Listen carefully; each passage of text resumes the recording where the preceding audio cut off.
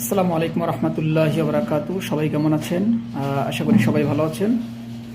তো আপনাদের সাথে আজকে একটা টপিক নিয়ে আলোচনা করব, যেটা খুব জরুরি আলোচনা করা। আসলে আমার যেটা মনে হয় সেটা হলো, গতকালকে ইফতার মাহফিল, গতকালকে চরমনায় পীর সাহেব হুজুরের উদ্যোগে একটা ইফতার মাহফিলের আয়োজন করা হয়েছে। সেটা হলো ঢাকা সোনারগাঁও হোটেলে।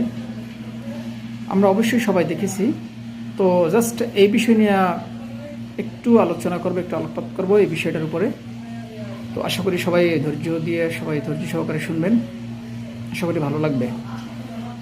তো কালকে যে দৃশ্যটা আমার চোখে পড়ছে, যেটা সবচেয়ে আকর্ষণীয় যে দৃশ্যটা ছিল, আসলে এই দৃশ্যটা দেখার জন্যই অনেক অনেক দিন ধরে অপেক্ষায় ছিলাম, অনেক বছর অপেক্ষায় ছিলাম জাস্ট এই সিনটা, এই দৃশ্যটা দেখার জন্য, যেখানে সব রাজনৈতিক দলের নেতাকর্মীরা এক জায়গা হইয়া একই ছাদের নিচে সবাই ইফতার করছে এবং ওখানে সবাই কুশল বিনিময় করছে।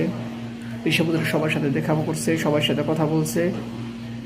বিশেষ করে জামাতে আমির ডক্টর শফিকুর রহমান সাহেব, তিনি নিজে আসছেন এবং বিএনপি থেকে আসছেন। তাছাড়া বিভিন্ন প্রত্যেকটা রাজনৈতিক দল থেকে, একমাত্র আওয়ামী লীগ ছাড়া ম্যাক্সিমাম দল থেকে ওখানে অতিথিরা আসছেন পেশাব হুজুরের দাওয়াতে, এবং সবাইকে নিয়ে এক ছাদের নিচে ইফতার করছেন পেশাব হুজুরে। সবার সাথে কুশল বিনিময় করছেন, সবার সাথে কথা বলছেন, ভালো মন্দ কথা বলছেন, সবার খোঁজখবর নিয়েছেন। তো এই বিষয়টা আমার কাছে এতটাই ইম্পর্টেন্ট এবং এতটাই ভালো লাগছে, এটা আসলে বলে বোঝাতে পারবো না।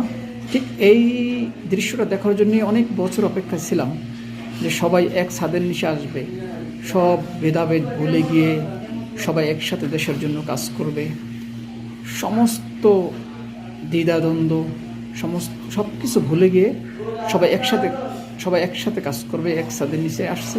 এই বিষয়টা আমার কাছে অত্যন্ত ভালো লাগছে। আমার কাছে বিষয়টা আপনাদের কাছে কেমন লাগছে অবশ্যই কমেন্ট করে জানাবেন, ঠিক আছে? তো মাঝখানে একটু কথা বলে রাখি, আমার এই পেজটা একদম নতুন পেজ। যারা দেখতেছেন অবশ্যই ফলো দিয়ে রাখবেন, ফলো দিয়ে পাশে থাকবেন, ইনশাল্লাহ সাপোর্ট পাবেন সবাই। তো যে কথা ছিলাম, যে এই দৃশ্যটা সবাই এক জায়গা হইসা, বিভিন্ন সব ধরনের আলেমোলামা, সব রাজনৈতিক দলের নেতারা এক জায়গা হইসা একই টেবিলে বসে ইফতার করা, কথাবার্তা বলা, এটা আমার কাছে খুব ভালো লাগছে। আমার কাছে বিষয়টা দেখে আমার আসলেই মন ভরে গেছে। তাছাড়া ডক্টর ফয়জুল হক সাহেব, তিনিও ছিলেন এখানে। তারপর নতুন